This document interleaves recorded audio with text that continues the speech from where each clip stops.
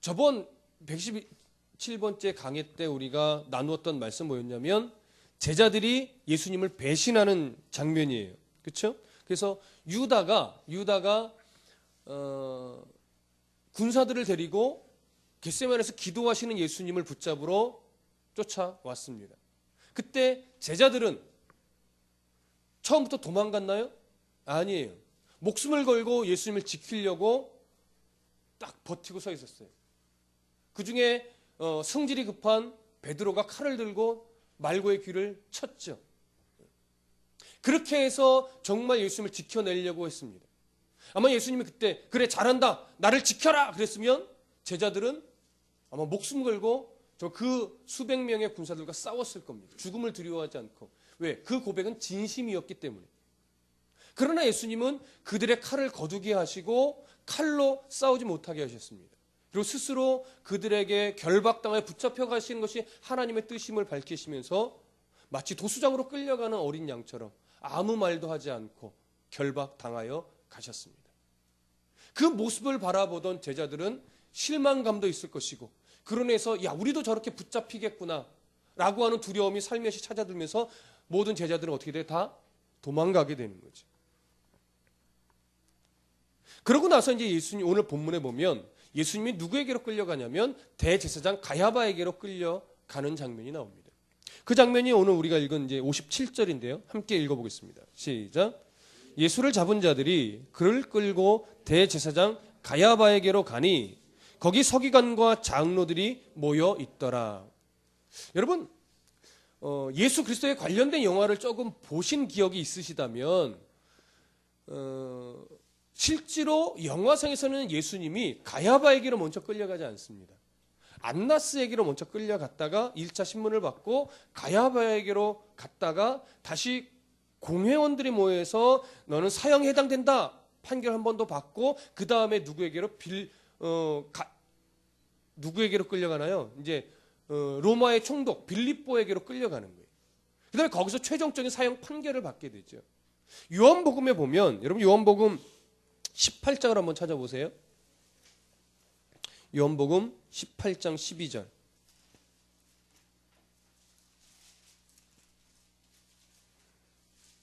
18장 12절에서부터 14절까지 한번 읽어보겠습니다. 요한복음 18장 12절에서부터 14절. 자, 찾으신 분들만 함께 읽습니다. 요한복음 18장 12절에서 14절 시작. 이에 군대와 천부장과 유대인의 아랫사람들이 예수를 잡아 결박하여 먼저 안나스에게로 끌고 가니 안나스는 그 해의 대제사장인 가야바의 장인이라. 가야바는 유대인들에게 한 사람이 백성을 위하여 죽는 것이 유익하다고 권고하던 자라라. 안나스는 누구예요? 가야바의 장인이에요. 전직 대제사장이에요. 원래는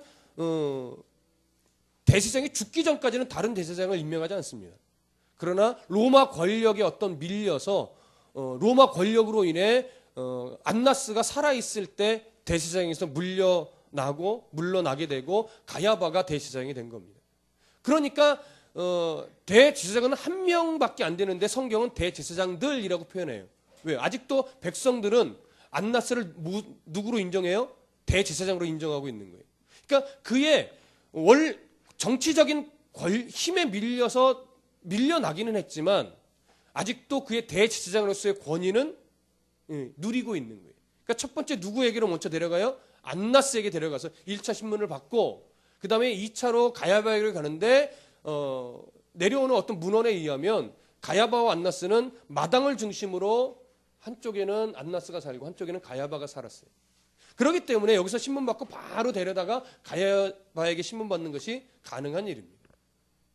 한밤중에 그렇게 예수님은 대제사장들에 끌려가서 1차 신문을 받고 또 2차 신문을 받습니다. 그런데 유대 사회 속에서 사실은 이것은 불법이에요. 한밤중에 공회를 소집할 수 없고 한밤중에 누군가를 체포할 수 없습니다. 그리고 재판을 할 수 없습니다. 그것이 유대 사회의 법이었어요. 근데 지금 이 법을 누가 어기고 있어요? 제사장들이 어기고 있는 거예요. 왜요? 급하거든요, 지금. 마음이 급하거든요. 자칫 날이 밝고 예수가 붙잡혔다는 소문이 퍼지게 되면 유월절 기간을 보내기 위해서 굉장히 많은 수의 유대인들이 몰려들었는데 예수를 추앙하는, 예수를 인기몰이처럼 따라다니는 사람들이 뭐가 일어날 수 있어요? 소요가 일어날 수 있어요. 당시 소요는요, 정치의 주도권을 잡고 있는 사람들에게 치명적인 해를 가합니다. 왜요? 그 사람의 정치적인 능력이 약하다는 판명이 나는 거기 때문에 그 자리에서 쫓겨날 가능성이 많아요. 그래서 소요가 일어나서 굉장히 두려워했습니다. 그래서 대제사장들은 지금 어떻게 하는 거예요? 가능하면 소요 없이 예수님을 빨리 죽여야 돼. 사형에 연도해야 돼. 그러니까 그 밤 사이에 핵심 공연들을 소집하여 그에게 사형에 해당하는 죄를 뒤집어 씌우는 것이 급선무예요. 그렇게 해서 공회를 빨리 처리해 놓고 직접 사형을 할 수 없기 때문에 어디로 끌고 가요? 로마 권력인 빌라도에게로 끌려가는 거예요. 그래서 빨리 사형 언도를 해버리고 로마에 의해 죽어야 큰 소요 없이 자기들의 눈에 가시 같은 예수 그리스도를 어떻게 해요? 죽여버릴 수 있는 거예요. 지금 이 일을 자행하고 있는 겁니다. 자, 보시죠. 근데 58절 잠깐 보세요. 58절 오늘 마태복음 26장 58절 한번 읽어봅니다. 시작. 베드로가 멀찍이 예수를 따라 대제사장의 집들에까지 가서 그 결말을 보려고 안에 들어가 하인들과 함께 앉아 있더라. 살며시 누구의 이야기를 집어넣어요? 한 절인데 베드로의 얘기를 살며시 집어넣습니다. 이 얘기는 무엇을 우리에게 보여주려고 하는 걸까요? 베드로의 고백이, 신앙 고백이 거짓이었다, 진실이었다? 진실이었던 겁니다. 베드로가 내가 주와 함께 죽을지언정 주를 떠나지 않겠습니다 하고 했던 그 고백은 다른 제자들도 마찬가지였지만 진심이었단 말이에요. 진심. 그런데 자기의 진심을 가지고 예수 그리스도를 지켜낼 수 있어요? 없다고요. 사람의 능력은 마음과 달라요. 왜요? 이 안에 우리가 이겨낼 수 없는 뭐가 있어요? 죄성이 있단 말이에요. 마음은 정말 하나님을 사랑하지만 하나님을 사랑하는 만큼 내가 하나님께 바른 신앙의 삶을 살아갈 수 있어요? 안 된다고요. 그럼 목회자도 안 되는 거예요. 교회에 수십 년 신앙생활을 열심히 했어도 내 속에 있는 죄성은요, 그 어느 누구도 이길 수 없어요. 그래서 결국 베드로가 도망갔다고요. 칼로 말고의 길을 치기까지 예수를 지켜내려고 했던 그 베드로가 결국 베드로도 도망갔어요. 우리가 그 베드로를 책찍질할 수 없습니다. 책망할 수 없습니다. 왜요? 우리는 더 할 테니까. 그런데 도망가고 나서 보니까 어떻게 해요?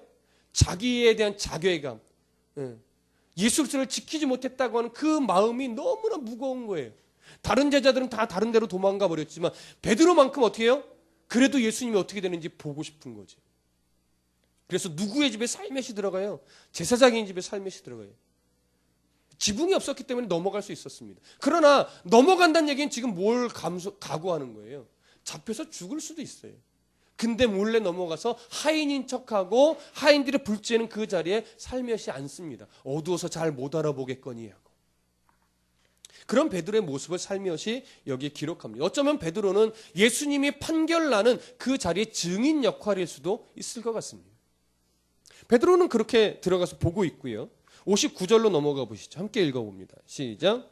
대제사장들과 온 공회가 예수를 죽이려고 그를 칠 거짓 증거를 찾음에, 자, 그 밤중에 대제사장들은요, 그동안 준비해놨던 사람들을 다 불러 모았어요. 거짓 증거를 말할 사람들을 불러 모았어요. 그러고 나서 60절에 이렇게 말해요. 거짓 증인이 많이 왔으나, 얼마나 철저하게 준비를 했는지 많이 왔어요. 그러나 얻지 못하더니 이렇게 말해요. 여러분, 왜 거짓 증거를 할 만한 사람을 많이 불러 모았지만 거짓 증거를 얻지 못했을까요? 이들은 단순하게 죄를 덮어 씌우려는 것이 아니라 뭘 하기 위한 목적으로 거짓 증인을 찾은 거예요? 예수님을 죽이기 위한 목적이에요. 그러니까 사형에 해당하는 그 죄의 몫을 뒤집어 씌워야 되기 때문에 단순하게 이랬다 저랬다 말은 하지만 예수 그리스도가 살아왔던 사역했던 흔적 속에서는 흠이 없었기 때문에 이런저런 말들은 그럴듯하게 하겠지만 사형에 해당하는 죄 몫을 찾기가 어려웠던 거예요. 그런데 그렇게 죄 몫을 찾기 하는 중에 60절의 끝부분에 이렇게 말하죠. 후에 두 사람이 와서 61절 이르되 이 사람의 말이 내가 하나님의 성전을 헐고 사흘 동안에 지을 수 있다 하더라 하니. 여러분, 예루살렘 성전이 허물어진다는 것은 유대 사회에서 있을 수 없는 일이었어요. 왜냐? 예루살렘 성전은 누가 거하시는 곳이에요? 예. 실제로 그 성전에 거해요? 예수님은 성전에 계시면 어디든지 계시는 거예요. 근데 유대인들의 시각은 뭐냐면 예루살렘 성전은 하나님이 거하시는 그냥 집이에요. 하나님이 거하시는 집이 무너질 수 없어요. 그러다 보니까 하나님의 성전 안에서 하나님을 바르게 예배하는 그 부분에 초점이 있는 것이 아니라 예루살렘 성전을 섬긴다고요. 유대인들 안에. 그 말씀 드렸죠. 왜 하나님이 사람에게 하나님의 형상을 보여주지 않았는가? 사람이란 존재는 마음속에 늘 죄성이 있고 악함이 있기 때문에 하나님이 자신의 형상을 보여주면 하나님을 섬기지 않고 뭘 섬겨요? 하나님의 형상을 섬겨요. 그게 사람의 죄성이에요. 왜요? 보이는 무엇인가 앞에 내 정성과 열심을 들여서 보이는 무엇인가를 통해 내가 원하는 소원들을 이루고 싶은 거죠. 마치 알라딘의 요술램프의 지니를 불러내듯이 나의 노력과 정성과 열심과 헌금과 뭐 이런 것들로 하나님의 능력을 끌어내고 싶은 거예요. 그러니까 그들은 하나님의 성전을 치장하는 데 바쁩니다. 하나님의 성전을 통해서 자기 배를 불리기 바쁩니다. 성전 안에서 마치 거룩한 척 제사를 드리면서 나는 이렇게 거룩한 사람이요. 어깨 펴기에 바쁩니다. 그래서 그들에게 있어서 하나님의 성전 예루살렘 성전은 거의 우상 이상입니다. 그러니까 예루살렘 성전이 무너진다는 것은 뭐냐면 하나님을 대적하는 것과 똑같아요. 그러니까 지금 예루살렘 성전을 예수님이 사흘 헐라라고 했던 이 말은 그들의 입장에서는 뭐냐면 하나님을 대적하는 것과 똑같은 거예요. 그래서 이 말을 끌어당겨 왔는데 이 말은 어디서 했던 말이냐면 요한복음 2장에서 했던 말입니다. 여러분 한번 찾아보실까요? 요한복음 2장 19절 한번 찾아가 보시죠. 요한복음 2장 19절에서부터 22절까지의 말씀. 요한복음 2장 19절에서부터 22절까지 우리 찾으신 분들과 함께 읽어보겠습니다. 요한복음 2장 19절에서부터 22절 시작. 예수께서 대답하여 이르시되 너희가 이 성전을 헐라 내가 사흘 동안에 일으키리라.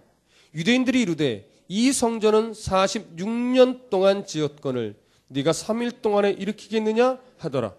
그러나 예수는 성전된 자기 육체를 가리켜 말씀하신 것이라. 죽은 자 가운데서 살아나신 후에야 제자들이 이 말씀하신 것을 기억하고 성경과 예수께서 하신 말씀을 믿었더라. 자, 이 거짓 증인들은 예수님이 요한복음 2장에서 하셨던 그 말씀을 끌어당겨서 예수가 이 성전을 헌다라고 말했습니다. 이렇게 증언했어요. 그러나 이것은 예수님이 실제로 하신 말씀을 뭐한 거예요? 왜곡시킨 거예요. 왜 왜곡시킨 거죠? 예수님이 헌다고 그랬습니까? 아니면 예수님이 그 무리들에게 너희들이 이 성전을 헐어봐라 이렇게 얘기했습니까? 이 성전을 너희들이 헐라라고. 예수님께서 허시겠다라고 말한 게 아니에요. 근데 이것을 어떻게 해요? 왜곡시켰죠. 그리고 예수님께서 하신 말씀의 의도는 뭐예요? 예루살렘 성전이 무너지고 성전을 짓겠다라고 하는 것이 아니라 성전의 본질, 너희들은 건물을 가지고 성전이라 말하고 그것이 무너진 것을 용납하지 않고 그것을 갖고 있기 때문에 너희들은 구원받았다, 의롭다라고 말하지만 진짜 성전은 누구냐? 예수 그리스도 메시아 되신 자기 자신이라는 거죠. 근데 메시아에 대한 정말 성전의 본질이신 자신이 죽겠다라고 하는 거예요. 너희를 위해서. 너희들 구원하기 위해서 생명을 내어 주겠다라고 하는 거예요. 그러나 죽은 것으로 끝나면 죄의 권세를 이기는 것이 아니기 때문에 그 죽음의 권세, 죄의 권세를 끊어내고 그들을 결박하고 3일 만에 다시 살아나겠다라고 하신 말씀이 뭐예요? 3일 만에 성전을 다시 짓겠다라고 하신 거죠. 그 의도로 말씀하신 거예요. 그런데 이들은 그렇게 말씀하신 예수님의 의도와 이유에는 관심이 없어요. 어떻게든지 빌미를 하나 잡아 꼬투리를 잡으려고 하는 거기 때문에 이 말을 그냥 그렇게 왜곡시켜서 그렇게 말했다라고 한 거예요. 그러면 예수님이 아니다. 난 그렇게 말한 적 없다. 니들이 헐라고 한 거지. 니들이 헐면 내가 3일 만에 짓겠다고 한 거지. 그리고 내가 말한 중심은 성전, 이 건물을 얘기한 게 아니다. 얼마든지 변호할 수 있고 변론할 수 있어요. 그리고 예수 그리스도가 변론하면 그들은 또 책 잡을 수 없었을 거예요. 그런데 예수님은 어떻게 반응하셨죠? 자, 62절, 63절 함께 읽어보겠습니다. 시작. 대제사장이 일어서서 예수께 묻되 아무 대답도 없느냐? 이 사람들이 너를 치는 증거가 어떠하냐 하되 예수께서 침묵하시거늘 대제사장이 이르되 내가 너로 살아계신 하나님께 맹세하게 하노니 내가 하나님의 아들 그리스도인지 우리에게 말하라. 자, 보세요. 대제사장들이 예수님께 이렇게 물어요. 아무 대답도 왜 안 하느냐? 왜 변론을 안 하느냐라고 하는 거죠. 그러면서 이 사람들이 너를 치는 증거가 어떠하냐? 변호할 기회를 주는 게 아닙니다. 뭔가를 또 말해야 뭐예요? 꼬투리를 확실하게 잡을 수 있기 때문에. 그래서 지금 유도하는 거예요. 근데 예수님은 그 얼마든지 변론하고 반론을 제기할 수 있지만 성경에 보니까 예수께서 뭐예요? 침묵하시거늘. 왜 예수님이 침묵하셨을까요? 변론의 가치가 없기 때문에 그렇습니다. 지금 그들의 의도는 뭐가 진실이냐를 찾으려고 하는 것이 아니기 때문에 그렇습니다. 그리고 성경을 한 군데 찾아보시죠. 이사야서 42장 2절. 이사야서 42장 2절을 한번 찾아보시죠. 구약 성경으로 넘어가셔서 이사야서 42장 2절.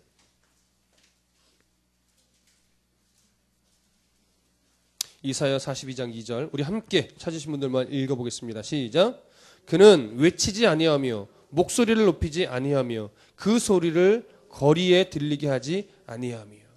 예수님이 붙잡혀 가실 때의 그 때를 예언한 말씀입니다. 예수님이 붙잡혀 가시면서 뭐라고 말해요? 외치지 아니하신대, 목소리를 높이지 아니한대, 그 소리를 거리에 들리게 하지 아니한답니다. 도수장에 끌려가는 어린 양처럼 조용히 끌려가신 겁니다. 그리고 침묵하신 겁니다. 왜요? 자기 자신을 변호하며 자기의 생각대로 하나님의 뜻을 이루는 것이 아니라 하나님의 계획대로, 하나님의 방법대로 순종하는 것이 예수님의 모습이었기 때문에 거기에 자기의 생각을 이야기하지 않고 하나님의 뜻대로 침묵하며 하나님이 이끄시는 대로 지금 순종의 길, 죽음의 길을 걸어가기로 지금 작정하셨기 때문에 그래서 침묵하신 겁니다. 자, 그렇게 침묵하시는 예수님의 그 침묵의 이유를 이들은 관심이 없어요. 그래서 그들에게 뭐라고 말하냐면, 예수님께 뭐라고 말하냐면 이렇게 말해요. 내가, 이 대제사장들이 말하는 거죠. 63절, 내가 너로 살아계신 하나님께 맹세하게 하노니. 그러면서 뭐라고 말하냐면 네가 하나님의 아들 그리스도인지 우리에게 말하라. 여러분 중요합니다. 저를 보세요. 이 구절을 굉장히 중요한 구절인데, 먼저 대제사장들이 내가 너로 살아계신 하나님께 맹세하게 하노니 이렇게 말하는데, 이것은 뭐냐면요, 당시에 이런 거예요. 진실을 말하게 할 때 사용하는 관용적인 어구예요. 이런 거죠. 우리나라 옛날 어릴 때 보면 너 그 말 진짜야? 다시 말해봐. 너 아빠 이름 걸고 말할 수 있어? 뭐 이런 거 있잖아요. 네 엄마 이름 걸고 말할 수 있어? 이런 거. 그러니까 진실을 말하게 할 때 뭔가 이렇게 진실을 요구할 때 쓰는, 그러니까 이게 당시에 맹세법에 해당합니다. 너 하나님의 이름으로 말할 수 있어? 이런 거죠. 그래서 하나님의 이름으로 맹세하게 하노니 하면서 질문을 하나 던지는데, 뭐냐면 네가 하나님의 아들 그리스도인지 우리에게 말하라. 성전을 헐라한 말과 이 얘기는 조금 달라요. 그렇죠? 근데 성전을 헐라하면서 뭔가 사형에 해당되는 빌미를 하나 잡았고, 그 다음에 또 다른 질문 하나 툭 던지는데 그게 뭐예요? 네가 하나님의 아들 그리스도인지 우리에게 말하라.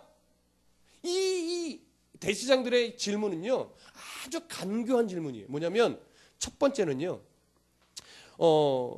종교적으로 신성 모독죄에 해당하는 빌미를 잡으려고 하는 거예요. 근데 이게 교묘한 게 뭐냐면 신성 모독죄에 해당하면서 이걸 인정해버리면 또 하나 정치적으로는 뭐에 걸리냐면 반란죄에 걸려요. 왜요? 자기가 왕으로 온다라고 하는 거죠. 왕으로. 메시아는 이 땅의 유대인들의 사회에서 뭐로 오는 거예요? 정치적이고 영웅적인 전사적인 왕으로 오시는 분이에요. 그러니까 예수 그리스도가 메시아의 하나님의 아들이다라고 인정해버리면 뭐냐면 이 땅에 왕으로 오시는 분이 돼요. 왕으로 오시는 분이 되면 이들의 입장에서는 신성 모독죄야. 왜? 인정을 안 하니까. 그리고 정치적 로마 세력에 대항하는 반란죄가 성립이 되는 거예요. 그러니까 종교적으로 사형에 해당한다고 말할 수 있고 자기들이 사형을 직접 처리할 수 없기 때문에 이것을 정치적인 반란죄로 같이 묶어서 로마 법정에 딱 세우면 뭐예요? 반란 음모죄로 돼서 사형 언도를 로마 법정에 직접적으로 언도받을 수 있는 거죠. 이것을 얻어내기 위해서 지금 이 두 번째 확실한 증거로 자리매김하게 만들기 위해서 어떻게 해요? 이런 질문을 던진 거예요. 자, 그런데 64절 함께 보시죠. 64절 함께 읽어봅니다. 시작. 예수께서 이르시되 네가 말하였느니라. 그러나 내가 너희에게 이르노니 이후에 인자가 권능의 우편에 앉아있는 것과 하늘 구름을 타고 오는 것을 너희가 보리라 하시니. 자, 여기 보시면 예수님이 그런 아주 간교한 그들의 질문을 그냥 뭐예요? 긍정적으로 답하십니다. 이렇게 얘기죠. 네가 말하였느니라. 그러고 나서 뭘 얘기하냐면 예수님이 다시 재림하실 것에 대해서 언급을 하셔요. 근데 여러분 한번 유심히 보세요. 여기 내가 말하였느니라. 그리고 접속사가 뭐가 있어요? 그러나 내가 어떻게 해요? 다시 오실 것이다. 여러분 이게 한번 객관적으로 한번 읽어내려가 보면 이게 그러나라는 접속사가 들어가는 게 맞습니까? 문맥상? 안 맞아요. 앞에와 다른 이야기가 진행이 돼야 된단 말이에요. 내가 메시아 하나님의 아들이 맞다. 그러나 내가 마지막 날 다시 올 것이다. 이게 문맥상 어울리나요? 어울리지 않아요. 그러나라는 말이 빠지는 게 오히려 더 어울려요. 내가 하나님의 아들 맞다. 내가 마지막 날 너희들이 나는 죽일지 모르겠지만 나는 다시 올 것이다. 이렇게 연결이 돼야 맞죠. 근데 그러나라고는 좀 생뚱맞은 접속사가 들어간단 말이에요. 예수님이 이유가 있어서 이걸 넣는 겁니다. 자, 보세요. 예수님이 자기들에게 자기를 자꾸 죄를 뒤집어 씌워서 사형을 언도하려고 하는 대제사장들이 말도 안 되는 질문을 하잖아요. 그렇죠? 그럴 때 예수님이 그래 너희들이 말했다. 내가 하나님의 아들이다. 긍정하는 거죠. 그렇게 반응하셨을 때 그 이야기를 듣고 있는 제사장들이나 공회원들이 어떠한 반응을 보였을까요? 그냥 그래? 당신이 정말 메시아입니까? 이래요? 코웃음 치고 비웃고 아유 저런 게 메시아라고. 야 네가 메시아냐? 이렇게 힘없이 붙잡혀서 네 손에 결박을 당하고 내가 좀 있으면 너 때릴 거야. 그런데 뭐 네가 메시아라고? 아유 웃기고 자빠졌네. 그런 생각 안 하겠어요? 그들의 비웃음, 그들의 조롱 섞인 눈빛 예수님이 알고 있는 거예요. 그래서 지금 예수님이 그러나라고 하는 것은 뭐냐면 비웃고 있고 조롱하고 있고 진짜 메시아신 예수 그리스도가 앞에 서 있음에도 불구하고 인정하지 않는 그들의 가슴 속에다가 얘기하는 거예요. 무슨 말씀인지 아시겠습니까? 예수님을 인정하지 않는다고요. 비웃고 있다고요. 그들의 가슴 속에 말하는 거예요. 그러나 내가 너희에게 이르노니 이후에 인자가 권능의 우편에 앉아 있는 것과 하늘 구름을 타고 오는 것을 너희가 보리라. 이렇게 해서 이 65절 보세요. 65절. 이에 대제사장이 자기 옷을 찢으며 이르되 그가 신성모독하는 말을 하였으니 어찌 더 증인을 요구하리요? 보라 너희가 지금 이 신성모독하는 말을 들었도다. 이 얘기는 뭐냐면 대제사장이요 자기의 그 예복을 찢었다라고 하는 거예요. 왜요? 신성 모독하는 자 앞에서 울분을 터뜨리는 거예요. 어떻게 하나님을 모독할 수 있는 감사가 자기의 울분을 터뜨리는 건데 대제사장이 정말 하나님의 이름이 모욕당한 것에 대한 울분으로 인해서 자기 옷을 찢은 걸까요? 겉으로는 그렇게 보여요. 겉으로는. 그러나 속마음으로는 뭐예요? 잘됐다. 이놈. 니들이 딱 걸려. 너 이제 곧 죽을 거야. 하면서 속으로는 쾌재를 부르고 겉으로는 하나님의 이름이 망령때 일컬었다라는 것에 대한 탄식을 하며 옷을 찢는 거죠. 완전 위선. 이게 위선인 거예요. 이게. 그러니까 지금 대제사장의 마음속에 뭐예요? 내 계획대로 되고 있어. 이제 마지막 한 코만 끼면 돼. 그렇죠? 로마의 법정에 올라서 사형 언도만 받으면 끝이야. 역시 내 생각대로 잘 되고 있어. 겉모양새는 누구의 의도대로 되고 있습니까? 대제사장의 의도대로 되고 있는 거예요. 그러나 정말 대제사장의 계획대로 되는 거예요? 아니라고요. 하나님이 작정하신 대로 되고 있다고요. 대제사장은 그걸 못 보는 거예요. 그래서 예수님이 이렇게 말씀하시는 거예요. 그러나 너희에게 이르노니 이후에 인자가 권능의 우편에 앉아있는 것과 하늘 구름을 타고 오시는 것을 너희가 보리라. 왜요? 지금 이렇게 되어가는 것이 대제사장의 뜻대로 되는 것이라면 죽는 것으로 끝나야지 정상이에요. 그러나 예수님은 다시 하늘 구름을 타고 오실 거예요. 하늘 구름을 탄다는 말은 손오공처럼 온단 말이 아니라 하늘 구름이 이렇게 안개처럼 쫙 스미는 그것과 함께 오는 거예요. 왜? 당시 문화 속에서는요, 신이 이 땅에 오실 때는 구름과 함께 나타납니다. 구름을 타고 오는 게 아니라 구름이 참 신비한 모습으로 신비하게 그렇게 나타나시는 거예요. 예수님 오시는 걸 말씀하시는 거예요. 그러니 이 말 뜻을 이 바보 멍청이 같은 대제사장들이 깨달아요? 모르는 거예요. 왜? 의도 자체가 진리에 관심이 없어요. 자기의 권세를 지켜내고 자기의 걸림돌이 되는 예수 그리스도를 죽이는 데 초점이 있기 때문에 예수님이 아무리 이렇게 가르쳐줘도 자기가 메시아이며 자기가 이 땅에 와서 죽고 살아나는 것이 하나님의 뜻이라고 하는 것을 이렇게 가르쳐줘도 이들은 모르는 거예요. 이런 오늘날 우리의 신앙의 삶이 하나님의 뜻에 관심이 없으면 아무리 예배를 드려도요, 하나님의 뜻에 합당하게 살아갈 수 있는 힘과 은혜를 얻을 수 없습니다. 그저 여러분 힘드시죠? 기도하세요. 하나님이 복 주실 거예요. 어려운 일 있나요? 기도하세요. 하나님이 해결해 주실 거예요. 이렇게 얘기하지만 위로를 받고 은혜를 받고 아멘, 아멘 그러는 거죠. 여러분 그거 아니에요. 신앙은 잘 보세요. 그 얘기를 하기 전에 먼저 66절에서부터 68절을 먼저 읽고 이제 결론을 좀 내겠습니다. 66절부터 68절 시작. 너희 생각은 어떠하냐? 대답하여 이르되 그는 사형에 해당하니라 하고 이에 예수의 얼굴에 침 뱉으며 주먹으로 치고 어떤 사람은 손바닥으로 때리며 이르되 그리스도야 우리에게 선지자 노릇을 하라. 너를 친 자가 누구냐 하더라. 여기 보면 이제 비로소 이 사람들이 예수의 얼굴에 침을 뱉고 주먹으로 치고 어떤 사람 손바닥으로 때립니다. 이게 개패듯이 때리는 거예요, 정말로. 영화상에서 보듯이 막 이렇게 슬로우 비디오 모션으로 정말 멋지게 맞는 이런 거 아니라고요. 이 영화상의 주인공은 맞아도 되게 멋있게 맞잖아요. 쓰러져도 멋있게 쓰러지고 일어날 때도 왜 이렇게 멋있어? 근데 정말 맞을 때는요 안 그래요. 예수님은 정말요 개 패듯이 맞았어요. 개 패듯이.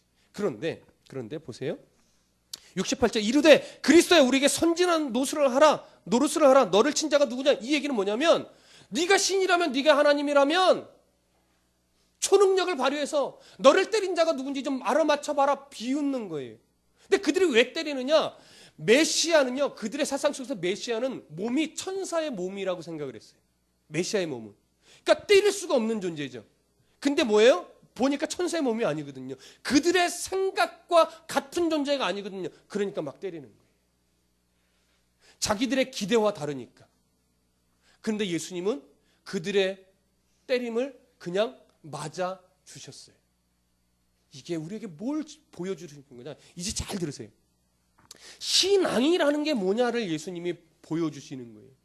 예수님이 가졌던 그 신앙은 철저하게 하나님의 뜻에 순종하는 거예요.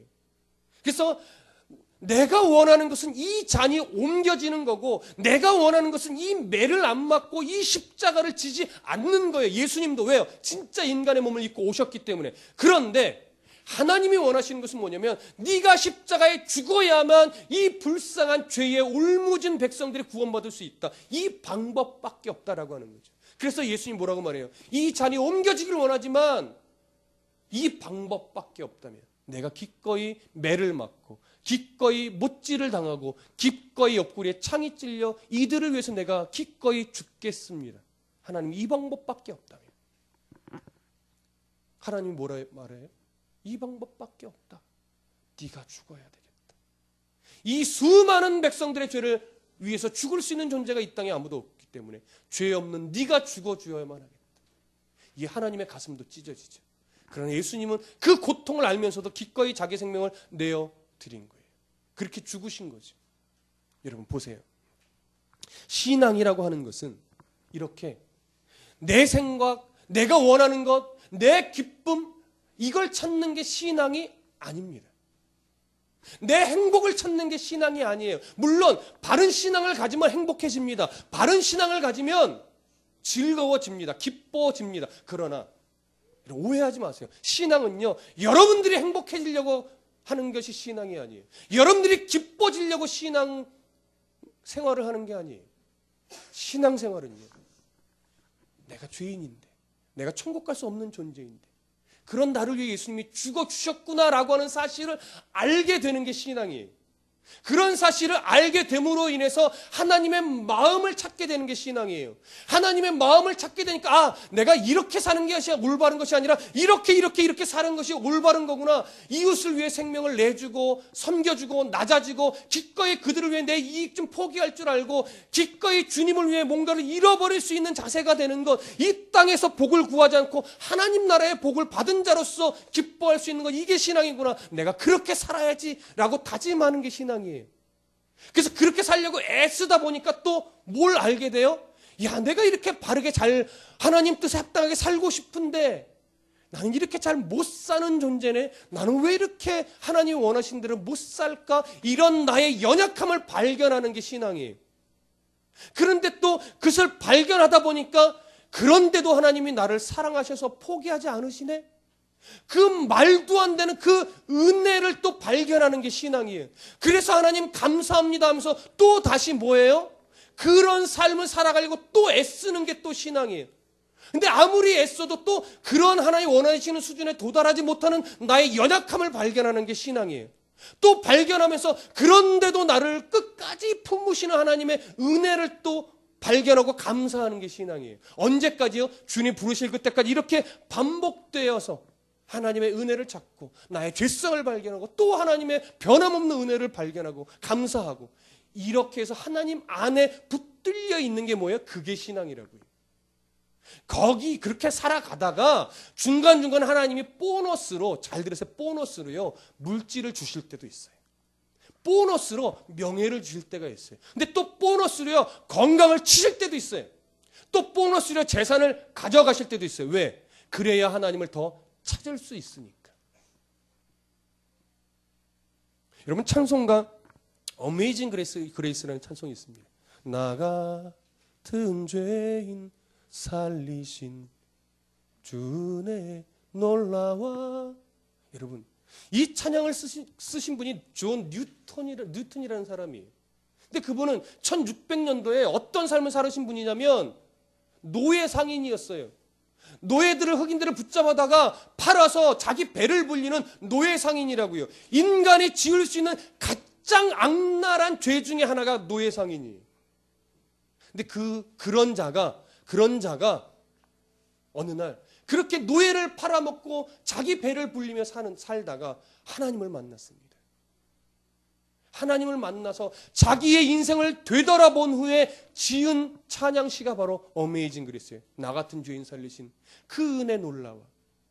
그런데요, 이 찬양 가사를 잘 보시면 존 뉴턴이 내가 어떻게 회개를 했는가, 여기에 초점이 없어요. 내가 어떻게 회개를 하고 내가 어떻게 지금 살고 있는가에 초점이 없어요. 존 뉴턴의 고백은 이거예요. 나 같은 놈을 하나님이 사랑해 주셨네요. 나 같은 놈을 버리지 않고 구원받게 해주셨네요. 그 은혜, 말도 안 되는 은혜, 그 은혜가 너무 고맙습니다. 여러분, 이게 존 뉴턴의 고백이며 그 찬양시의 초점이에요. 여러분, 이게 신앙입니다. 내가 어떻게 하나님께 드릴까요? 이거 신앙 아니에요.